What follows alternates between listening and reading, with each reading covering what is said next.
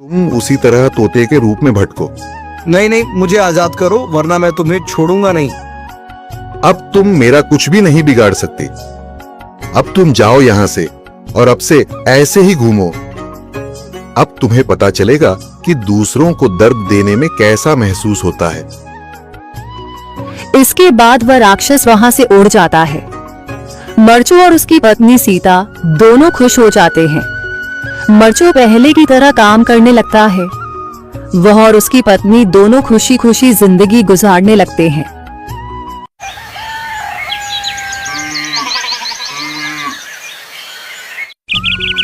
मरचू जंगल से लकड़ियां काटकर बाजार में बेचने गया, लेकिन उसे लकड़ियों के अच्छे दाम नहीं मिले।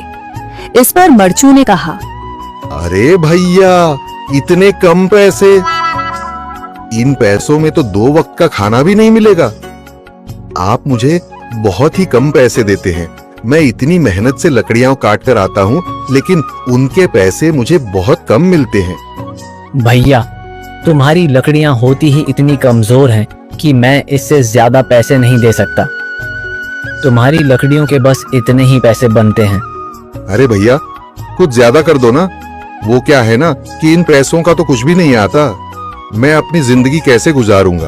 भैया, तुम जाकर अच्छी लकड़ियां लाओ, तभी इन लकड़ियों का अच्छा दाम मिल पाएगा, वरना इन लकड़ियों का तो यही दाम है। ये सुनकर मरचू बहुत ज्यादा परेशान हो गया और पैसे लेकर किराने की दुकान से सामान खरीदकर घर आ गया। घर पहुंचते ही मरचू की पत्नी सीता ने कहा, जी, सामान ले आए आप? हाँ जी, सामान ले आया हूँ।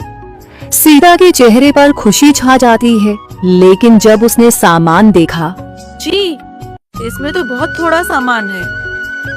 हाँ सीता, मुझे पता है कि यह सामान बहुत थोड़ा है, लेकिन मैं क्या करूं?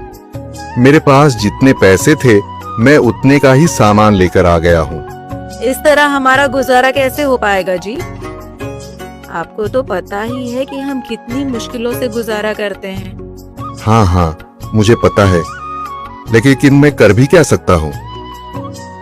मेरे पास इतने पैसे ही नहीं कि हम एक अच्छी जिंदगी गुजार सकें। इतनी मेहनत कर रहा हूँ, लेकिन फिर भी मेहनत का फल नहीं मिल रहा। इतनी मेहनत से अच्छी लकड़ी काट कर आता हूँ, लेकिन मुनासिब दाम नहीं मिलता। मैं तो बहुत परेशान हूँ। क्या करूँ? कहाँ जाऊँ? अरे जी, आप परेशान न हो, आप कोई और काम देख लें।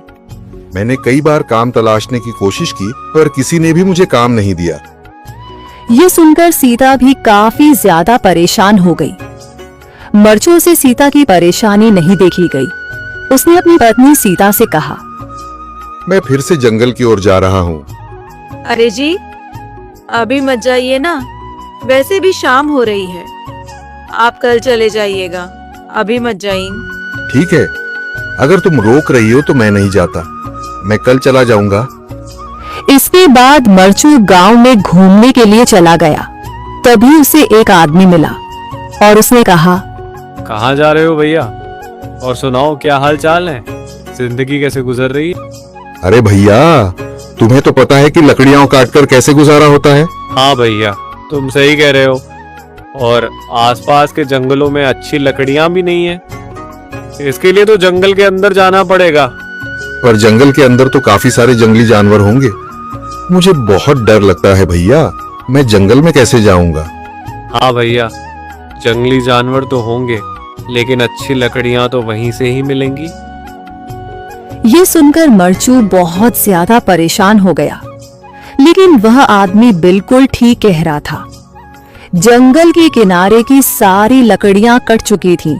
अब सिर्फ जंगल के अंदर ही अच्छी लकड़ियां बची थीं। अगली सुबह मरचू